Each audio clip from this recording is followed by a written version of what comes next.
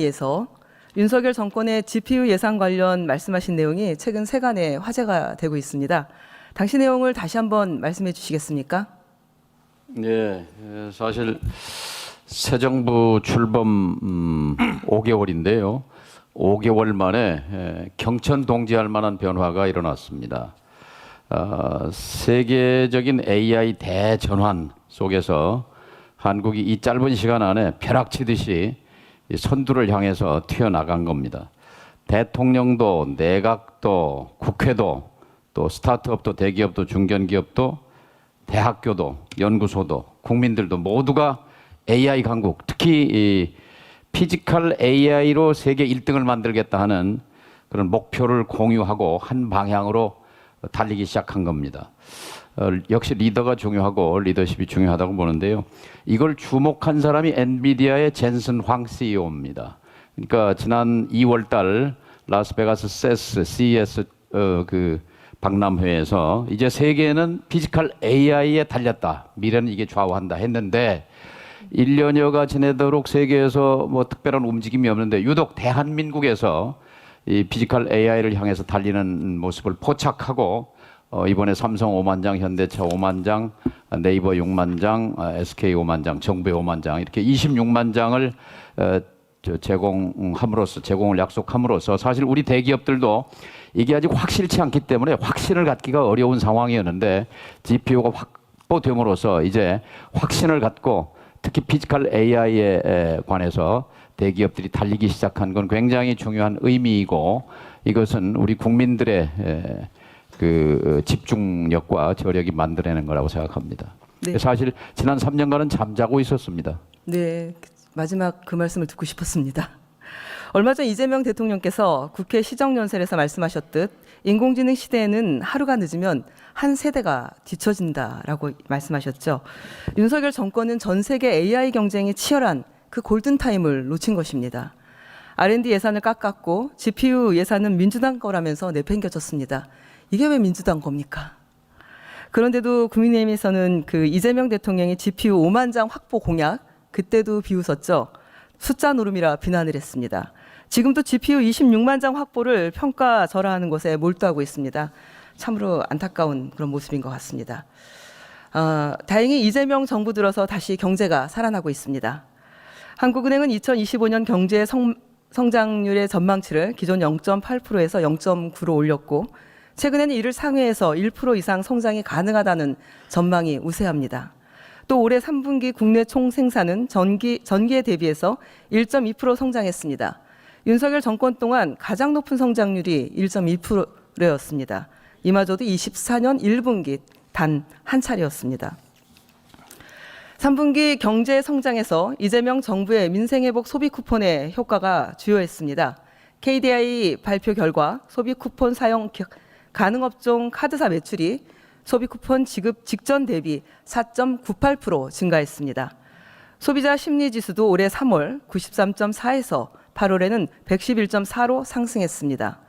소상공인 경기 전망 지수는 지난 5월 79.8에서 11월 90.7로 상승했습니다. 한국은행도 경제 성장 요인에 대해 주가 상승 등으로 인한 소비 심리 호조, 소비 쿠폰 지급 등으로 민간 소비, 즉 내수가 증가하고 있다라고 분석했습니다. 그런데 국민의힘은 민생 회복 소비 쿠폰이 물가 상승만 일으켰다라고 비난을 하고 있습니다. 총리님, 2025년 10월 물가 상승률 어느 정도입니까? 2.4%, 2% 좀 넘습니다. 네. 정부는 물가 상승 원인을 어떻게 분석하고 있습니까? 그 농수산물하고 그다음에 뭐 그 여행, 숙박업 이런 쪽에서 조금 많이 올라간 걸로 보여지는데요. 그 부분이 그 소비 쿠폰하고 연계시키기는 조금 어려운 것 같습니다. 농수산물은 그 장마 등의 요인이 있었고 여행 관련한 것들은 그 소비 쿠폰은 자기 지역에서 주로 쓰는 거 아닙니까? 그래서 그렇죠. 그 인과관계를 분석해서 연계시키기는 조금 무리한 측면이 있다 이렇게 봅니다. 네, 그렇습니다. 한국은행 분석 결과 봐주시고요. 가을 장마, 명절 연휴, 에이펙이 원인입니다. 물가 상승이 오로지 민생회복 예산 때문이라는 국민의힘의 분석은 헛다리 긁는 것에 불과합니다. 그럼에도 불구하고 정부는 민생과 직결되는 물가 관리에 만전을 다해 주시기를 바랍니다. 총리님, 이제 겨우 살아난 내수 경제를 지속적으로 진작시켜야 됩니다. 이를 위한 정부 차원의 대책은 무엇입니까?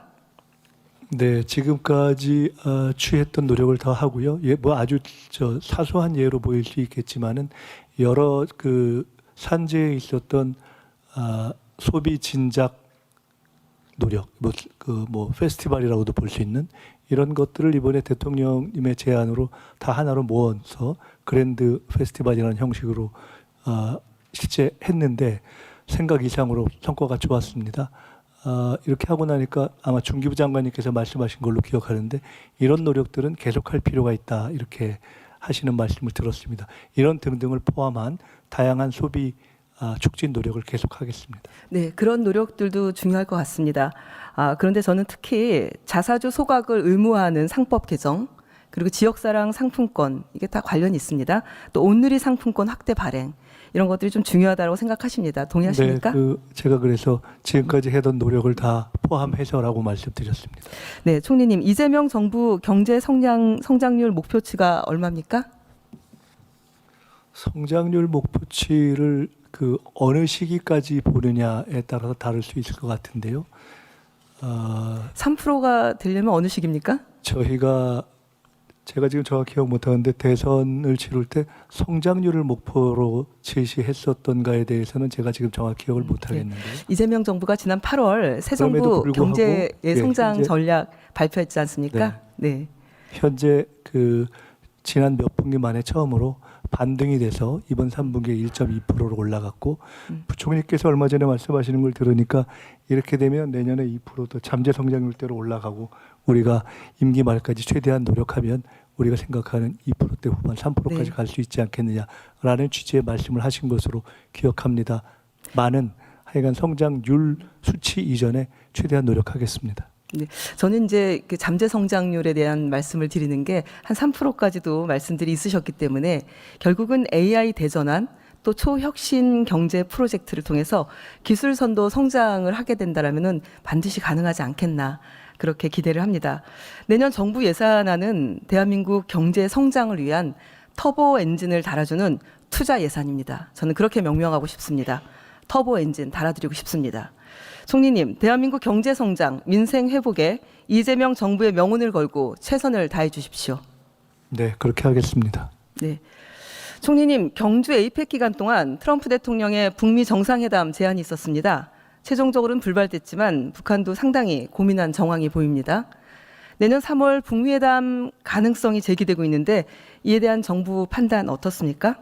뭐 시기를 말씀드리기는 어렵지만은 트럼프 대통령의 의지는 이미 드러나 있는 것이고 북한 측에서도 몇 가지 전제를 달긴 했지만 이러이러한 전제가 있다면 대화할 수 있다라는 표현이 이미 나와 있고 내년 3월을 말씀하신 것은 내년 4월을 전후한 트럼프 대통령이 다시 아시아를 방문하는 시기와 연동해서 말씀하신 것으로 보이기 때문에 합리적으로 생각한다면은 양자의 의사가 합치되고 현실적으로 가능한 조건을 생각하면 그래도 가능성이 높을 수 있는 시기로 보는 것이 합리적인 기대 아닌가 이렇게 생각합니다. 네, 평화가 강물처럼 흐르기를 바랍니다. 원자력 추진 잠수함 건의와 미국 측의 수용은 매우 뜻깊었습니다. 이는 김대중 정부의 내부 검토에서 시작해서 김대중 정부에 시작해서 또 문재인 정부의 공식 추진에 이어서 이재명 정부에서 그 첫 성과를 이뤄낸 것입니다. 원자력 추진 잠수함을 만드는 데는 소형 원자로 설계 기술 등 여러 기술이 필요합니다. 이에 대한 우리나라 기술력 어떻게 평가하고 계십니까? 네, 이미 저희 재래식 잠수함의 기술은 세계적인 수준이고요. 몇 가지 노력을 집중적으로 더 한다면 원자력 추진 잠수함에는 충분히 도달할 수 있다 이렇게 판단하고 있습니다. 네, 잠수함 건조 비용, 시간, 운용의 문제를 보면 좀